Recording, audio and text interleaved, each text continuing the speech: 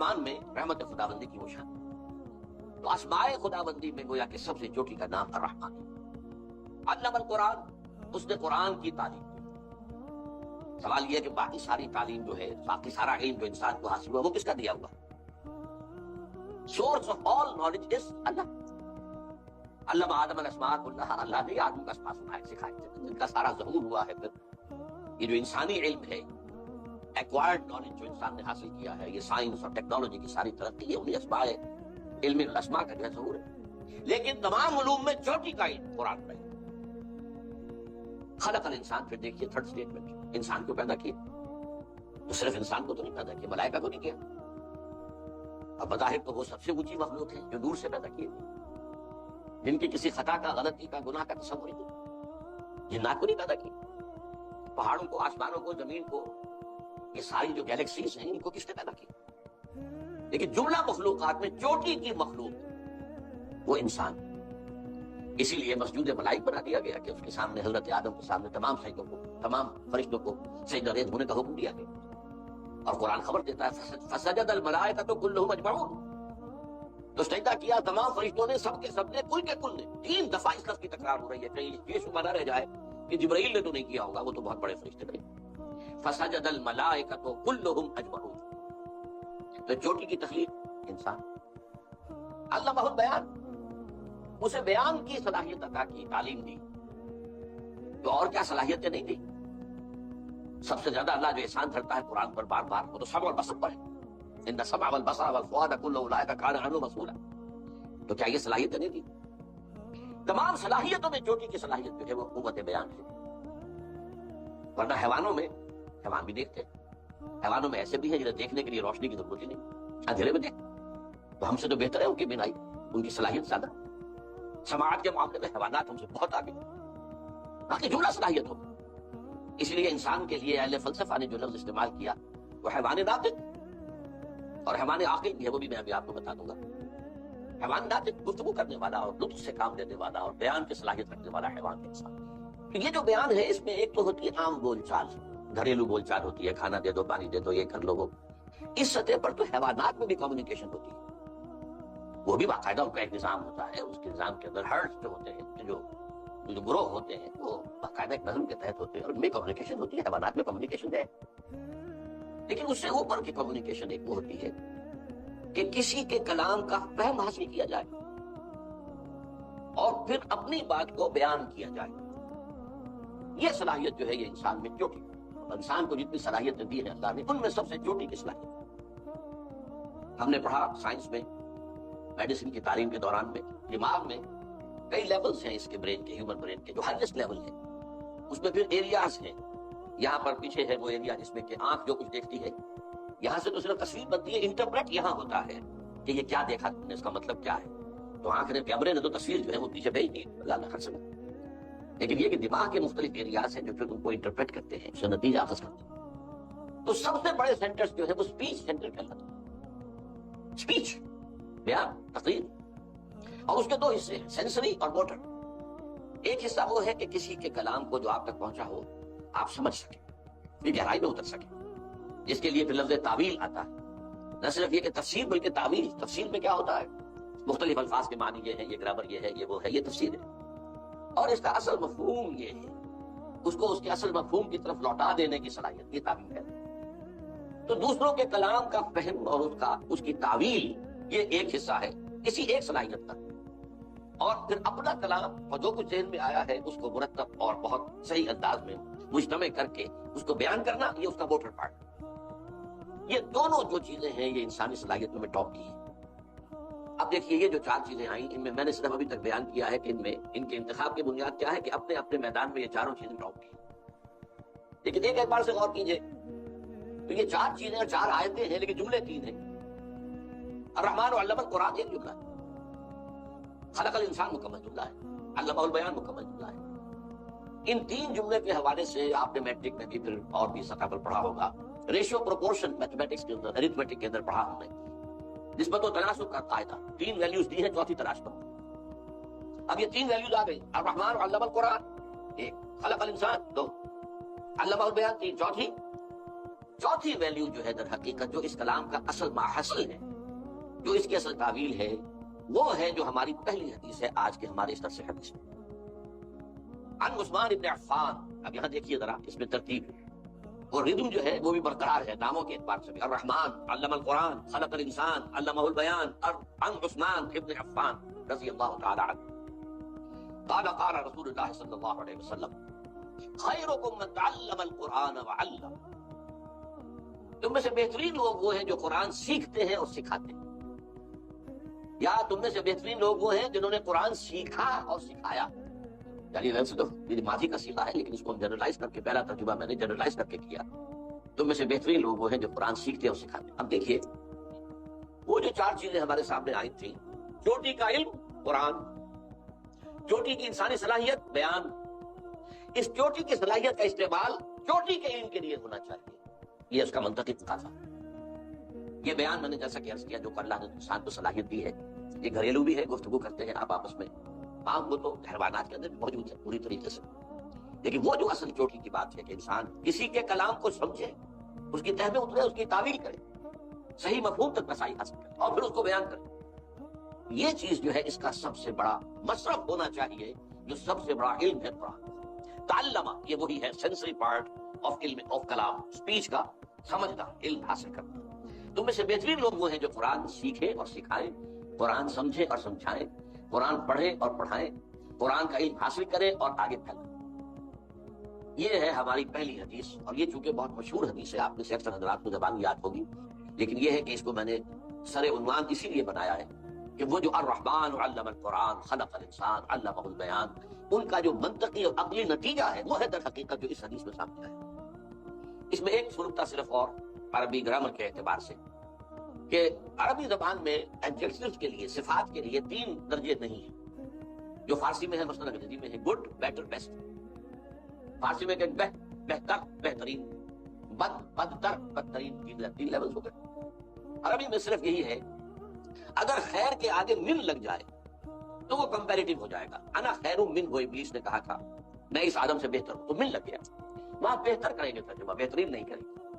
لیکن اگر خیر کا لفظ براہ راست جو ہے مضاف کے طور پر جوڑ دیا جائے تو یہ تو سپرلیٹو ڈگری ہے، یہ بہترین، اور یہ جیسے میں نے چاہا کہ اچھی طرح سمجھ لیا جائے، گہرائی میں اتر کر حضور کیا فرما رہے ہیں، خیرکم، تم میں سے بہترین لوگ وہ ہیں من تعلم القرآن وعلمہ، جنہوں نے قرآن سیکھا اور سکھایا، سمجھا اور سمجھایا، پڑھا اور پڑھایا، اس کا علم حاصل کیا، تعلم، اور اسے بیان کیا، یہ تعلیم۔ اب آئیے دوسری حدیث، یہ مسلم شریف کی ہے، میں نے ترتیب یہی رکھی ہے کہ پہلے احادیث جو ہیں وہ صحیحین کی یا جو متفق علیہ ہیں پہلے ان کو سامنے لائیں۔ دوسری حدیث جو ہے یہ بھی بخاری شریف کی ہے، اور عبداللہ بن عمرو بن العاص رضی اللہ تعالی عنہما اس کے راوی ہیں۔ حضور کے الفاظ ہیں بلغوا عنی ولو آیۃ، پہنچاؤ میری جانب سے خواہ ایک ہی آیت۔ بعض حضرات کے نزدیک اس سے مراد جو ہے وہ ایک آیت ہے، چاہے وہ آیت جو ہے وہ کلام مفید جسے کہتے ہیں عربی گرامر میں، جس سے کوئی مفہوم پوری طرح واضح ہو جائے، چاہے وہ نہ ہو، جملہ مکمل نہ ہو۔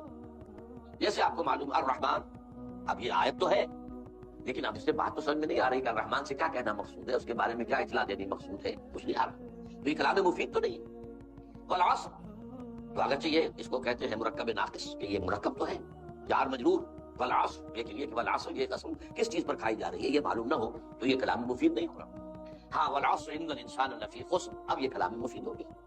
تو بعض حضرات کے نزدیک آیتن جو ہے واحدتن ہو، چاہے وہ جملہ نہ بھی بنے، اور باکثر کے نزدیک یہ ہے کہ اس سے مراد جو ہے وہ جملہ مفیدہ، یعنی آیت جو ہے یا تو وہ اپنی جگہ ایک مکمل جملہ ہو، ان الانسان لفی خسر ایک مکمل جملہ ہے، اور خواہ وہ یہ کہ 2-3 آیتوں سے مل کر وہ جملہ بنتا ہو، جیسے کہ ابھی ہم نے پڑھا الرحمن علم القرآن، جملہ تو تب بنا رحمان نے قرآن سکھا، لیکن بہرحال یہ اس میں جو ایک آیت کا لفظ استعمال کیا حضور نے، اس سے اس کی طرف تاکید کی، اگر آپ اندازہ کیجئے کہ یہ نہیں کہا جا رہا کہ ایک ہی آیت کی آپ تبلیغ کرتے کریں، ظاہر بات ہے اس میں تو بڑے خطرات ہیں، وہ آیت تو منسوخ بھی ہو سکتی ہے، وہ آیت جو ہے اس کے اندر کوئی ایسا مفہوم بھی ہو سکتا ہے کہ جس کی وضاحت دوسری جگہوں پر آئی ہو، یہ نہیں ہے کہ بس ایک آیت سیکھ لو اور اس کو جو ہے آگے اسی کے مبلغ بن کر، یہ تاکید کا انداز ہے، خواہ ایک ہی آیت، یہ اس تاکید کے لیے، ایمفیسس کے لیے ایک ہی آیت بھی ہو، مثلا یہ کہ ایک صورت ایسی ہو سکتی ہے جیسے سورۃ العصر، وہ اتنی جامع ہے جس کے بارے میں امام شافعی یہ کہتے ہیں کہ لو لم ينزل من القرآن سواها لكفت الناس، اگر قرآن میں سے سوائے اس ایک سورت کے اور کچھ نازل نہ ہوتا تب بھی لوگوں کی ہدایت کے لیے کافی تھی. ولو تدبر الناس هذه السورة لوسعتهم، اگر لوگ صرف اس ایک سورت پر تدبر کریں تو یہ ان کے لیے کافی ہو جائے گی. تو اس صورت کا انسان مبلغ بن جائے، اس کو اچھی طرح سمجھ کر اسے بیان کرنے کا جو ہے بیڑا اٹھا لے تو بات سمجھ میں آتی ہے، لیکن عام طور پر نہیں. یہ انداز ہے تاکید کا، بلغوا عنی ولو آیۃ. دوسرا اس میں جو لفظ بہت اہم ہے وہ عن کا ہے، عنی، اسی لیے میں اس کا ترجمہ کرتا ہوں میری جانب سے، آن مائی بہاف. اس کی وجہ کیا ہے کہ حضور کی بعثت ہے پوری نوع انسانی تک، آپ صرف عربوں کے لیے تو نہیں بھیجے گئے تھے. اسی لیے آپ نے خطبہ حجۃ الوداع میں جو 1.25 لاکھ کا مجمع تھا اس سے گواہی لے لی، الا هل بلغت، اور جواب میں لے کے اس پورے مجمع نے کہا انا نشهد انك قد بلغت الرسالۃ واديت الامانۃ ونصحت الامۃ وكشفت الامۃ. 3 دفعہ یہ سوال جواب، اس کے بعد انگلی اٹھائی آسمان کی طرف 3 دفعہ، اور پھر اشارہ لوگوں کی طرف، اللہم اشہد، اللہ تو بھی گواہ، میں نے پہنچا دیا. اب آخری جملہ کیا تھا؟ فلیبلغ الشاہد الغائب. اب لازم ہے ان پر جو یہاں ہیں کہ پہنچائیں ان کو جو یہاں نہیں ہے، اور جو یہاں نہیں ہیں اتنے بلیغ الفاظ ہیں، اس میں جو لوگ اس وقت دنیا میں موجود تھے اور وہاں نہیں تھے وہ بھی سب شامل ہوں گے، چاہے وہ چین میں آباد ہوں، چاہے وہ روس میں آباد ہوں، چاہے وہ امریکہ میں ہوں، چاہے وہ کہیں بھی ہو، تمہارے ذمہ ہے اب ان تک پہنچانا. اور قیامت تک آنے والے انسان بھی شامل ہیں، کیونکہ آپ کی رسالت جو ہے وہ تو قیامت تک جاری ہے، اور پوری نوع انسانی کے لیے آپ ہی رسول بنا کر بھیجیں گے. تو بلغوا عنی، میری آن مائی بہاف، میری جانب سے پہنچاؤ. یعنی میرا کوئی امتی اگر یہ کام کر رہا ہے تو وہ گویا کہ میرے فرض منصبی کی ادائیگی میں میری مدد کر رہا ہے. یہ جو لفظ آتا ہے قرآن میں، یا ایھا الذین آمنوا کونوا انصار اللہ کما قال عیسی ابن مریم للحواریین من انصاری الی اللہ. تو مدد کرنا، اور یہ سورہ اعراف کی آیت میں بھی آیا ہے فالذین آمنوا بہ وعزروہ ونصروہ، ہمارے اس رسول کی جو مدد کرے. تو یہ مدد ہے، آپ کا مشن ہے تمام انسانوں کا قرآن کا پہنچا دینا. جو اس میں حصہ دے رہا ہے وہ گویا کہ آپ کا اس معلوم میں مددگار ہے، معاون ہے، آپ کا ساتھی ہے، آپ کا رفیق ہے. بلغوا عنی ولو آیۃ. اب آئیے تیسری حدیث جو ہے یہ ہے مسلم شریف سے، اور حضرت ابو ہریرہ رضی اللہ تعالیٰ عنہ اس کے راوی ہیں. حضور نے فرمایا من سلک طریقا یلتمس بہ علما سہل اللہ بہ طریقا الی الجنہ. جس نے بھی کوئی سفر اختیار کیا تاکہ علم حاصل کرے تو اللہ تعالیٰ اس کے طفیل اس کے لیے جنت کا ایک راستہ آسان کر دے. یعنی آدمی جو ہے، پچھلے زمانے میں تو آپ کو معلوم ہے کوئی کالجز اور یونیورسٹیز تو تھی نہیں، معلوم ہوا کہ فلاں جگہ بصرہ شہر میں کوئی بہت بڑے عالم ہیں قرآن کے، اب ایک شخص ہے 2 میل کا سفر طے کر کے وہاں جا رہا ہے، یا فلاں جگہ پر دمشق میں کوئی صحابی ابھی ہیں جو کوئی حدیث روایت کرتے ہیں براہ راست. ہم تک تو روایت وہ آئی ہے 2-3 لنکس کے ساتھ، براہ راست جو ہے وہ اس کو سننے کے لیے لمبا سفر کیا وہاں گئے. تو یہ سفر کیا کرتے تھے لوگ. آپ اپنے بڑے بزرگوں کے حالات میں یہی پڑھتے ہیں، پہلے وہاں گئے، وہاں علم حاصل کیا، پھر وہاں سے وہاں گئے، وہاں علم حاصل کیا، پھر وہاں سے وہاں گئے. اس لیے کہ سینٹرز آف ایکسلنس جو ہے وہ مختلف جگہوں پر تھے. کہیں پر کوئی بہت بڑا محدث بیٹھا ہوا ہے، تو کہیں پر کوئی بڑا مفسر بیٹھا ہوا ہے، کہیں پر کوئی فلسفی بیٹھا ہوا ہے، کوئی علم کلام کا ماہر بیٹھا ہوا ہے، کوئی علم الرجال کا ماہر کہیں بیٹھا ہوا ہے. تو مختلف جگہوں سے جا کر جو ہے وہ تحصیل علم کرتے تھے. تو من سلک طریقا یلتمس بہ علما فیہ علما. اب یہاں پر جو اگلی 2 آیتیں ہم پڑھ چکے 2 حدیثیں، علم کا مفہوم معین ہو جانا چاہیے کہ یہاں پر مراد علم قرآن، اصل علم. اس لیے کہ کسی حدیث میں جو ہم پڑھ رہے ہیں یہ بات معلوم واضح ہو جائے گی. سہل اللہ بہ طریقا الی الجنہ. اب سنیے نقشہ کیا ہے.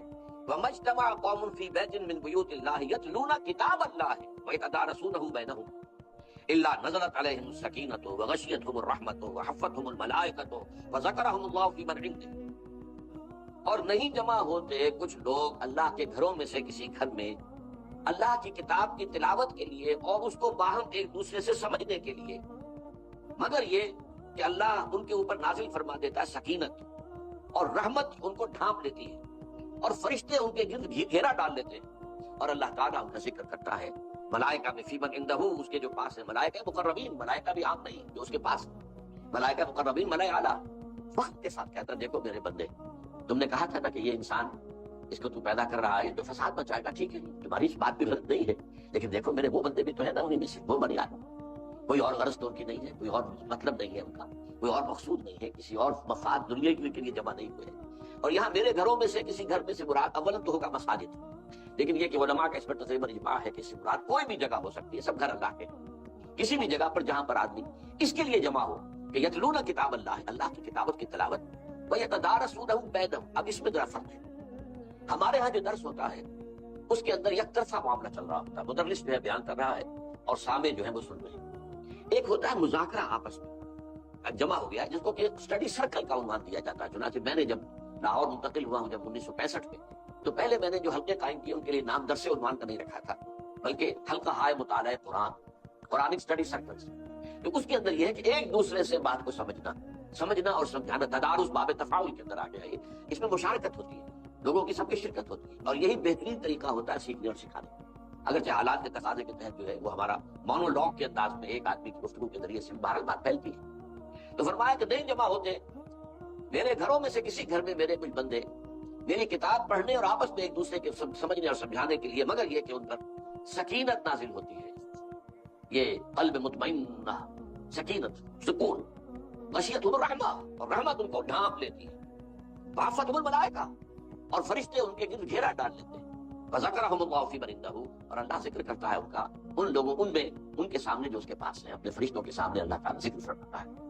کیا اس پر خوشی منائیے اور فاستبشروا.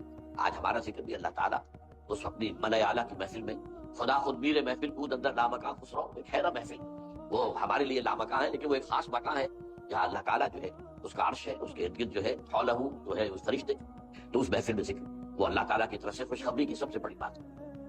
چوتھی حدیث یہ بھی مسلم شریف کی ہے، عن ابی ہریرہ رضی اللہ تعالی عنہ اذا مات الانسان انقطع عمله الا من ثلاث. جب کسی انسان کی موت واقع ہو جاتی ہے تو اس کا عمل منقطع ہو جاتا ہے سوائے تین چیزوں. ظاہر بات ہے کہ یہ جو مہلت عمل ہے وہ تو ہماری زندگی کے اندر ہے. یہ تو 3 گھنٹے کا امتحان نہیں تو 30 برس کا امتحان سمجھ لیجیے، 60 برس کا امتحان سمجھ لیجیے. لیکن یہ کہ جب 3 گھنٹے پورے ہوتے ہیں تو پھر اعلان ہوتا ہے اسٹاپ رائٹنگ، وقت ختم ہو گیا. تو موت کے ساتھ وقت ختم ہو گیا. لیکن اس کے بعد بھی ان 3 چیزوں کے اعتبار سے انسان کے لیے اجر و ثواب کا جو کھاتا ہے کھلا رہے. من ثلاث، صدقۃ جاریہ، کوئی صدقہ جاریہ ہو، کوئی ایسا کام کیا ہے لوگوں کی بہبود کے لیے. پرانے زمانے میں سرائے ہوتی تھی، سرائے بنا دی ہے، مسافر آئیں آرام کریں، کنویں کھدوا دیے ہیں، کہیں پر پل بنوا دیا ہے، یہ مختلف جو ہے مسجد بنا دی ہے، لوگ جو ہے آئے اللہ کا ذکر کریں. علم ینتفع بہ. نمبر 2 وہ علم